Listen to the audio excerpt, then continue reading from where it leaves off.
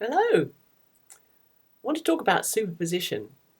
Superposition being one of the fundamentals of quantum mechanics that very much relates to our reality because it suggests that we live in a kind of a sliding doors universe where all the possibilities that infinitely could potentially happen will happen somewhere, and chances are something good could possibly pop into one of our time frames.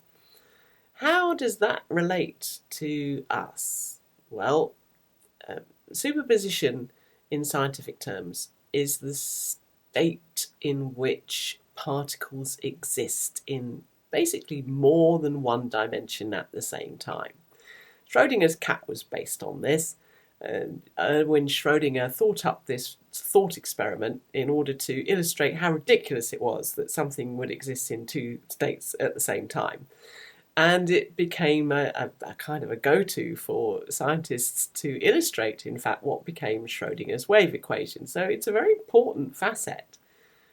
And it essentially means that the particles of which we are composed are constantly held in a state of probability.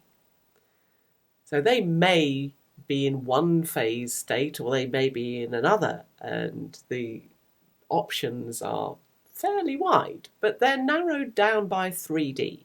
Our three-dimensional reality brings everything down to a baseline where we see solid objects and we see humans and animals and things that we relate to as being solid objects all the time. So our brains aren't really registered to compute, if you like, the availability of all these various options in our time frame. But that doesn't stop them from being there.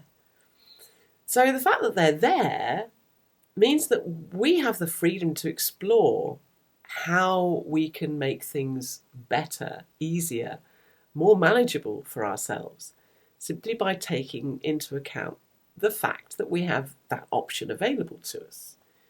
It's not a mode of thinking that we're conditioned to accept. Let's face it, certainly if you're my age, our parents had never even heard of quantum mechanics and no idea what it was. So our generation now that I'm talking to here is very much more aware of how reality works and what it does when it's working. So this is food for thought because all those options available to us make sense of the manifestation kind of programs that people put out there. The suggestion that we can bring things into our reality just by thinking right is actually probably not too far off the mark. Because if you're thinking yourself into a brain, as they're called, these slices of the multiverse, the multiverse being Hugh Everett's interpretation of what the universe was, is all divided up into these brains like slices of toast. So the way we think puts us on a certain brain, which leads us into a certain trajectory. And the opportunities that are there in that particular trajectory are then ours for the taking, because that's how the universe works. No such thing as a free lunch. You've got to work towards it. You've got to do the inner work, which means looking after our thoughts and our attitudes and how we relate to people and how we relate to ourselves. That's the inner work. And then there's the outer work of actually going out there and building community and meeting people, getting to know people and having those discussions.